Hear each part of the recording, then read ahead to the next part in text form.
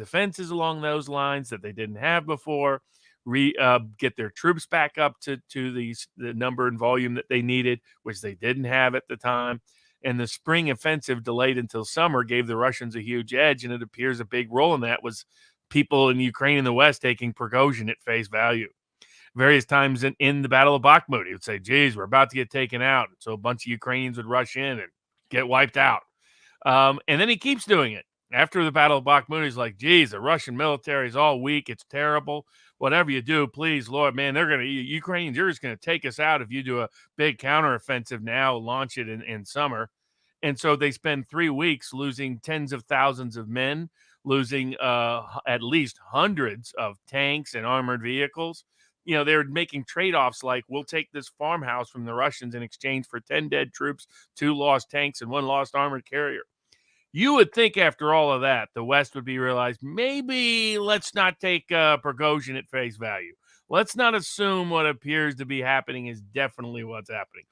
But what does Prigozhin do? Takes his Wagner troops, heads down to Rostov, purportedly takes over a building for which there's only very limited evidence. Then starts saying he's going to replace Shoigu, and has a march for justice and drives up the Moscow highway. Putin comes out and gives this dramatic speech. This is 1917 all over again. The Bolshevik Revolution is here. The outsiders and the Westerners are trying to slice up Russia just like they did with the Bolshevik Revolution. By the way, the biggest land lost during the Bolshevik Revolution was Ukraine. Just a little historical FYI. So, not a coincidence he's making that historical analogy.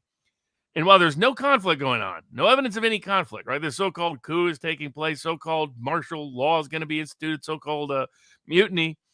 Oddly, no Russian troops are battling them. We see no actual kinetic warfare, as some of the more astute observers were pointing out.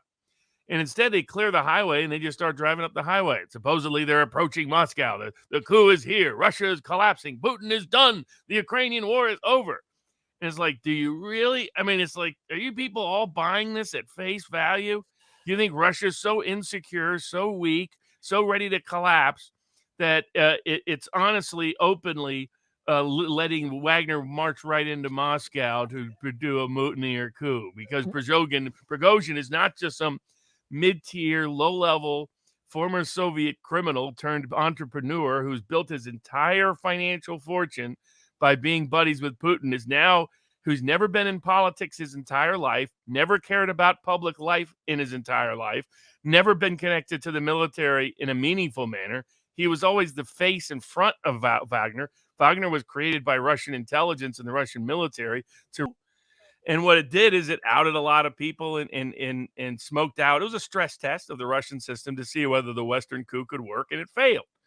It showed how bad it was. But the fact the whole West still doesn't get it, still doesn't understand who Putin is, doesn't understand the fact there's no chance of a coup in Russia because 80% of the people love Putin in Russia because the military structure is the one he put in place. The new oligarchs with economic power are the ones that have Putin to thank for being in power.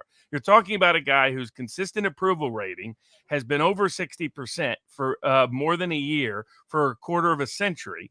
No other leader in the entire world has sustained that for 2 years or longer in any government in the world.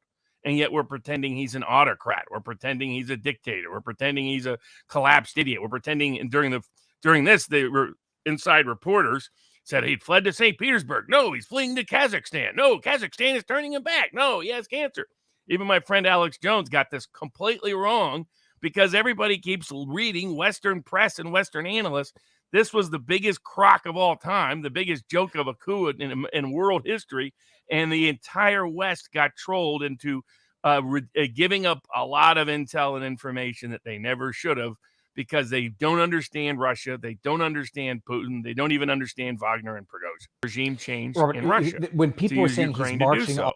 So if you're Putin and you want to stress test where his weak links are, no better way than to have your lifelong buddy who you've made a billionaire play the role. And for that, he's got to be believable, right? He's got to go out there and say all the things the West wants to hear. He's got to attack Putin. He's got to attack the Russian military. He's got to be leading this high-end elite Wagner. Anybody thinks he's really leading Wagner doesn't understand who and what Wagner is and who their members are. Prigozhin is a figurehead.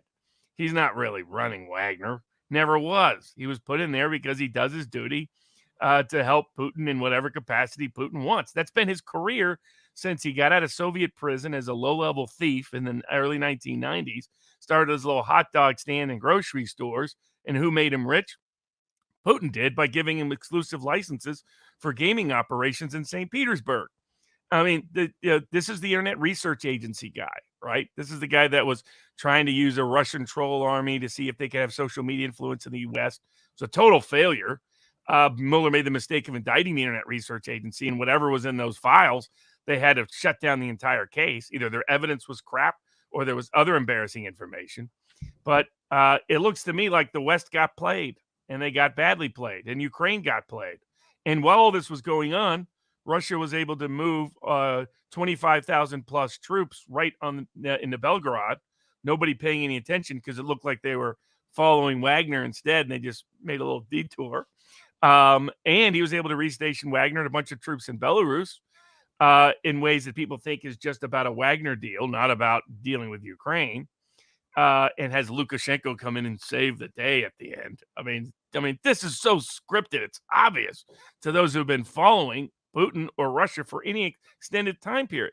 This is a guy who has survived, who's the only modern leader in the world to take out his own pre-existing deep state and oligarchic elite, like he did in the early 2000s, and oppose the entire Western deep state empire national security apparatus successfully for the better part of a quarter century.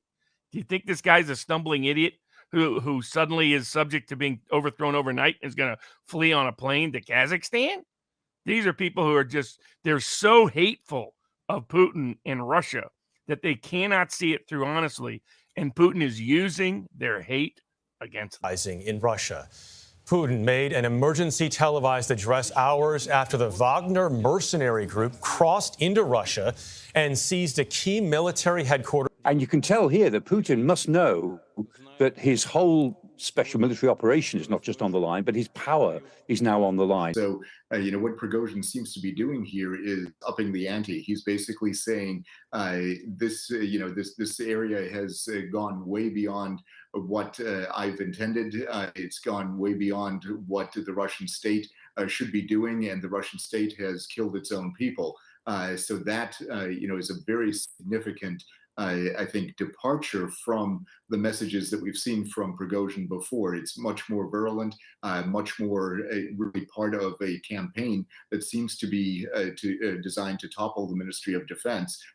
Russian mom and dad asking yourself, what? I thought this is about defending Mother Russia, and all of a sudden we realize it's not, that it's Prigozhin is telling the truth. And again, if you're a Russian soldier on the front line trying to beat back the Ukrainians right now, you got to ask yourself, is it worth giving my life for these clowns at the top?